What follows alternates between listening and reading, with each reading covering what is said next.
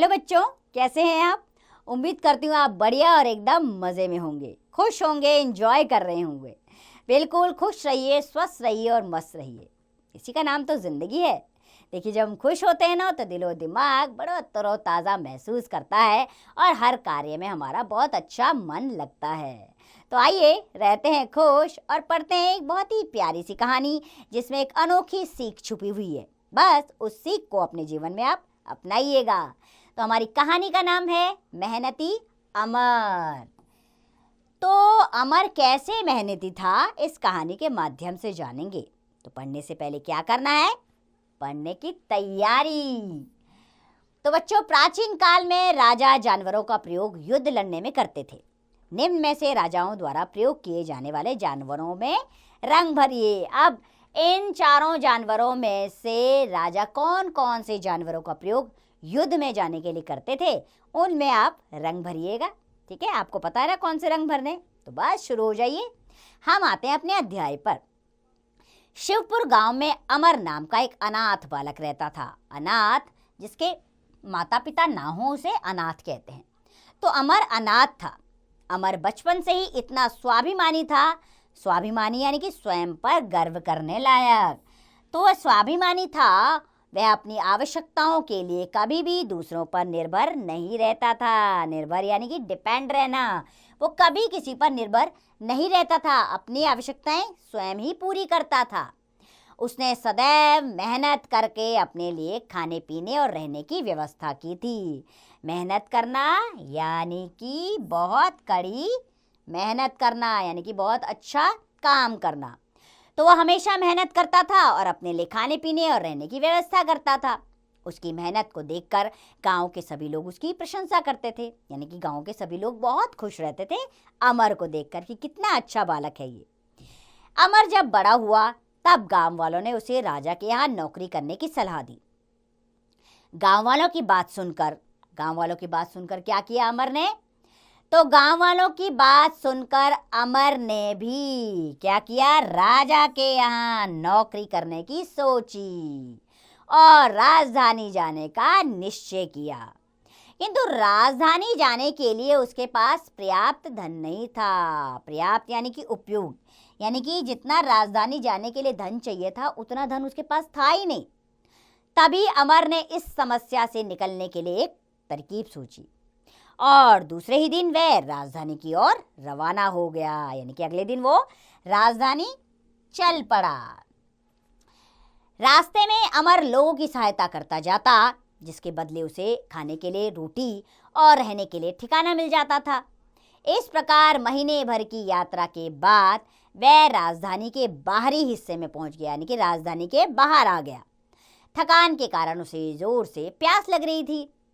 तभी उसकी दृष्टि अर्थात नजर, तभी उसकी दृष्टि एक औरत पर पड़ी जिसके सिर पर पानी का घड़ा था। उसने उस औरत से कहा, माँ, मुझे बड़ी प्यास लगी है, थोड़ा सा पानी पिला दो। औरत ने पानी पिलाते हुए प्यार से पूछा, बेटा, तुम कौन हो और कहाँ से आए हो? अच्छा, आगे बढ़ने से पहले ये जानकारी ले लेते हैं कि बच्चों, राजा को नृप भी कहते हैं। पर्यायवाची शब्द पढ़े हैं ना आपने, तो राजा को क्या कहा जाता है? नृप। हाँ, तो औरत ने पानी पिलाते हुए प्यार से पूछा, बेटा, तुम कौन हो और कहाँ से आए हो? अमर ने उसे राजधानी आने का अपना उद्देश्य बता दिया। उद्देश्य यानी कि लक्ष्य। उसने बताया कि मेरा यहाँ आने का क्या लक्ष्य है। तब उस औरत ने कहा, तुम मेरे साथ चलो। मेरे पति राजा के हाथियों की देखभाल करते हैं, वह तुम्हें राजा के यहाँ नौकरी अवश्य दिला देंगे। अमर खुशी खुशी उस औरत के साथ उसके घर चला गया। दूसरे दिन वह महावत कौन होता है? हाथियों की रखवाली करने वाला, उस पर सवारी करने वाले को महावत कहते हैं। तो वह महावत के साथ राजमहल पहुंचा। वहां बहुत से हाथी थे। अमर भी महावत के साथ हाथियों की देखभाल का काम करने लगा। आगे बढ़ने से पहले मौखिक प्रश्न करते हैं बच्चों। तो पहला प्रश्न, अमर कहाँ रहता था? अमर एक गांव में रहता था। दूसरा प्रश्न, अमर राजमहल किसके साथ गया? तो अमर राजमहल महावत के साथ गया। तो बस अब अमर भी महावत के साथ हाथियों की देखभाल का काम करने लगा। एक दिन अमर हाथियों को खाना खिला रहा था, तभी वहां कीमती पोशाक पहने एक सुंदर व्यक्ति आया। उसके चारों ओर बहुत से लोग थे। अमर समझ गया कि ये ही राजा है।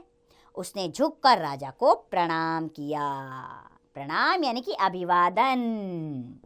तो उसने प्रणाम किया तो राजा ने महावत से पूछा, यह लड़का कौन है? महावत बोला, महाराज यह अनाथ है, पहले शिवपुर गांव में रहता था। इसने आपकी बहुत तारीफ सुनी थी, इसलिए यहाँ काम की तलाश में चला आया। तो वो बच्चा कौन था? अमर था। तो राजा ने क्या कहा? राजा ने कहा, देखने में तो यह चुस्त और मेहनती मालूम होता है। अमर राजा के मुख से अपनी तारीफ सुनकर बहुत प्रसन्न हुआ। उसने सोचा, मुझे राजा को कुछ भेंट करना चाहिए। उसकी जेब में 1 रुपया था। उसने वह रुपया निकालकर राजा के सामने पेश किया और बोला, महाराज मेरी यह तुच्छ भेंट स्वीकार कीजिए। तुच्छ यानी कि छोटी सी। उसने कहा, मेरी ये छोटी सी भेंट आप स्वीकार कीजिए। राजा अमर की इस विनम्रता को देखकर बड़ा प्रसन्न हुआ। तो राजा ने कहा, इस रुपये को तुम मेरी तरफ से अपने पास रखो और इसका सही उपयोग करो तो मुझे बड़ी खुशी होगी। अमर ने सोचा, इस महंगाई में 1 रुपये के बदले मुझे क्या मिलेगा, लेकिन मुझे इसे समझदारी से खर्च करना चाहिए। समझदारी यानी कि बुद्धिमानी से इसे खर्च करना चाहिए, ये अमर ने सोचा। अगले दिन सुबह जब महावत की पत्नी के साथ किसी काम से बाजार गया, तभी उसकी नज़र एक दुकान पर पड़ी जिसमें फलों और सब्जियों के बीज बिकते थे। अमर तुरंत उस दुकान पर गया और उसने दुकानदार से 1 रुपये के गाजर के बीज खरीद लिए। महावत के घर के बाहर पड़ी खाली जमीन में बीज बोने के लिए उसने जमीन को अच्छी तरह खोदा और उसमें बीज बो दिए। पौधे उगने के बाद वह उनकी सिंचाई व गुड़ाई में लगा रहा। कुछ समय बाद गाजरें खाने लायक हो गई तो उसने कुछ चुनी हुई गाजरें बांस की एक टोकरी में सजा कर रखी और राजा के पास ले गया। गाजरों को देखकर राजा बहुत प्रसन्न हुआ। प्रसन्न यानी कि खुश। राजा बहुत खुश हो गया इतनी लाल लाल प्यारी प्यारी गाजरों को देखकर। गाजरें लाल लाल और काफी लंबी थी। तो राजा ने अमर से पूछा, तुम्हारे पास इतनी अच्छी और ताज़ी गाजरें कहाँ से आई? वह बोला, महाराज आपके दिए हुए 1 रुपये से मैंने गाजर के बीज खरीदे और ज़मीन तैयार करके बो दिए। सिंचाई और देखभाल करने से जो गाजरें उगी हैं उनमें से कुछ अच्छी अच्छी गाजरें चुनकर आपके लिए लाया हूँ। पहले मौखिक प्रश्न जान लेते हैं बच्चों। तो अमर ने गाजर के बीज कहाँ बोए? अमर ने गाजर के बीज महावत के बाहर छोटी सी खेती में बोए।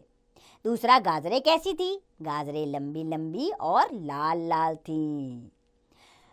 तो बस उसने कहा कि ताज़ी ताज़ी गाजरें महाराज आपके लिए लाया हूँ। अमर का उत्तर सुनकर राजा बहुत खुश हुआ। उसने कहा, मुझे तुम जैसे मेहनती और योग्य युवकों की राज दरबार में बहुत ज़रूरत है। तुम कल से मेरे राज दरबार में काम करोगे। किसे कहा? अमर को कहा। उसके बाद बच्चों राजा ने अपने सेवकों को आदेश दिया, ये गाजरें रसोई घर में पहुंचा दी जाए और दोपहर के खाने में परोसी जाए। दूसरे दिन से ही अमर राजा के दरबार में काम करने लगा। वह मेहनत से काम करता और सदैव प्रसन्न रहता। राजा और उसके दरबारी उससे बहुत खुश थे। दिनों दिन राजा का विश्वास उस पर बढ़ता गया और अंत में राजा ने उसे अपना अंगरक्षक बना लिया। अंगरक्षक किसे कहते हैं? जो राजा महाराजाओं की रक्षा करने का कार्य करता है। देखिए, एक छोटा सा बच्चा बड़ा होकर कहाँ पहुँच गया अपने मेहनत के कारण। तो बच्चों, ये कहानी हमें यही सीख देती है कि अगर आप मेहनत के साथ किसी भी कार्य को करेंगे तो जो लक्ष्य आपने भविष्य में अपने लिए निर्धारित कर रखा है वो अवश्य आपको मिलेगा। आप अवश्य उस तक पहुंच जाएंगे। बस मेहनत का साथ नहीं छोड़ना है। यही कार्य कीजिए। स्वस्थ रहिए, मस्त रहिए, खुश रहिए और इस पाठ का अभ्यास कार्य स्वयं कीजिए।